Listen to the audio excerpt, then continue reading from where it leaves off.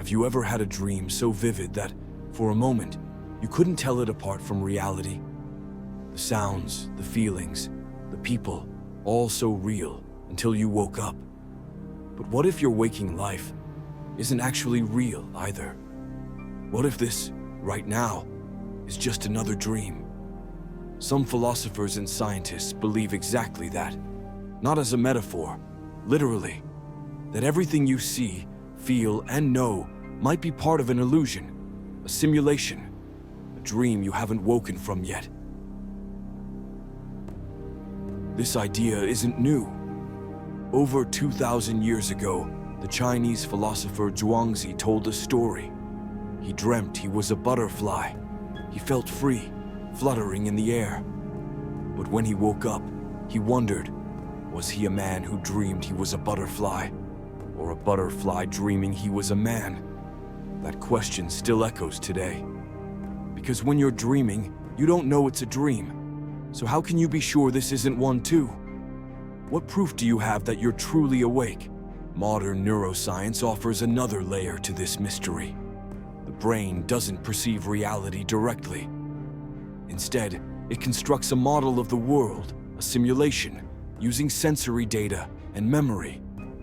What you see is not what is, but what your brain thinks is out there. Just like in a dream, your mind fills in the gaps, edits the picture, makes it coherent. But that coherence doesn't make it real. During REM sleep, your brain is nearly as active as when you're awake. It produces entire landscapes, emotions, logic, even identities, with zero input from the external world. It builds believable stories, characters, even language, all from within. So what really separates a dream from waking life? Is it the passage of time, the feedback from your senses, or just the fact that other people say they're awake too? But what if they're dreaming alongside you, and none of you know it? Some cognitive scientists argue that consciousness itself is a hallucination, a helpful one. It's not meant to reveal the truth. It's a user interface shaped by evolution to keep you alive. What you perceive isn't the world as it is. It's the version your brain wants you to see. The colors, the edges, even the feeling of self might be tricks designed for efficiency. So what if your idea of reality is just a convenient illusion, polished over thousands of generations, but still just a mask? Lucid dreamers learn to take control within dreams, bending gravity, changing scenery, altering identity.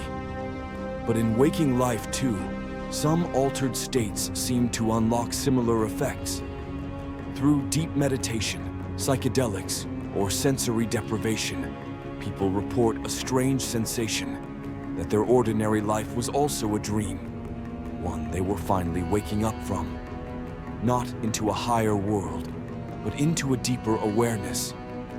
As if the version of themselves on autopilot had been sleepwalking all along, quantum physics adds yet another layer to the illusion. It tells us that particles don't settle into a definite state until they're observed. Until then, they exist in a cloud of possibilities, a haze of potential outcomes. Your observation, your awareness, collapses that haze into a specific reality. It's not just poetic, it's a foundational principle of quantum mechanics. But what does that mean for us? If seeing something actually changes what it is, are you creating reality as you go? Is your consciousness the projector? And if no one's watching, does anything exist at all? Then comes simulation theory. The idea that we might not just be dreaming, but running on code. If technology keeps advancing, future civilizations could create simulations so advanced, the people inside wouldn't know they weren't real. And if such simulations are easy to create and multiply by the billions, statistically, the chance that we are in the one true base reality is tiny. You're more likely a character inside a hyper-real simulation than a flesh and blood observer in the original universe. Every sound, every texture, every emotion, perfectly designed to keep you from asking questions. Until now. But let's flip the question. if this is a dream, does it matter? If you laugh, cry, love, and fear, those experiences are real to you. The story might be fictional, but the feelings are not. In fact, some of the most meaningful experiences in life happen in imagination, memory, or dreams. Maybe you don't need to escape the illusion. Maybe you need to wake up within it, to see the dream clearly, not to destroy it. Maybe awareness is more powerful than certainty. And maybe clarity, not control, is the real freedom. So, do we live in a dream, or is this the deepest level of reality? Maybe we'll never find a final answer, but maybe that's the point. The more we ask, the more we see how little we truly know. And in that not knowing, that mystery, something awakens. Something watches quietly behind every experience, behind the screen of your thoughts. That witness, the part of you that notices, might be the only real thing. Maybe the question isn't whether the world is a dream, but whether the dreamer can become lucid. Subscribe to the Infinite Mind to keep exploring these hidden layers.